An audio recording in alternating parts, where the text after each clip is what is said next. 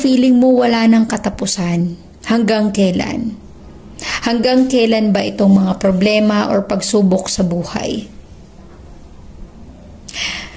But you have the Hanged Man. This is also a new perspective. Ibig sabihin ito, water sign, kung feeling mo yung mga problema mo sa buhay, yung mga pagsubok na dumarating sa buhay mo, paulit-ulit at para bang wala ng katapusan, ibig sabihin ng The Hanged Man, gumawa ka ng paraan para mabago ang iyong sitwasyon.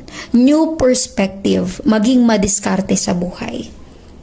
Huwag problema ang isipin mo, ang i-prioritize mo, solusyon ang dapat mong pagplanuhan. Solusyon sa problema.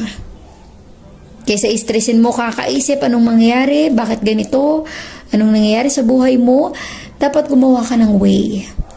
New perspective in your life. Maging madiskarte sa buhay. Meron ka pang maiisip para masolusyonan yung problema mo. And in the near future, you have the Knight of Pentacles. A new blessing and an opportunity that will come into your life. Maaaring naiinip ka kasi matagal yung pagdating ng Knight of Pentacles, slowly but surely. Darating yan sa tamang panahon at tamang pagkakataon. So let us get the Hanged Man for water sign, Cancer, Scorpion, Pisces. Give me the Hanged Man energy for water sign, Cancer, Scorpion, Pisces.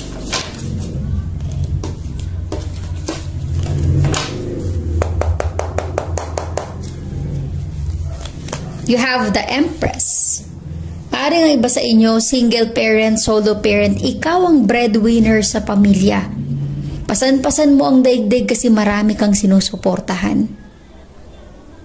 Marami kang responsibilidad. At para bang feeling mo wala kang katuwang water sign. Feeling mo nag-iisa ka. Pero kinakaya mo na malagpasan.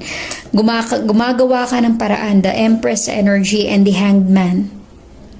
New perspective. Nafe-feel ko sa energy mo, water sign, na madiskarte ka sa buhay. Hindi ka forever na naghihirap.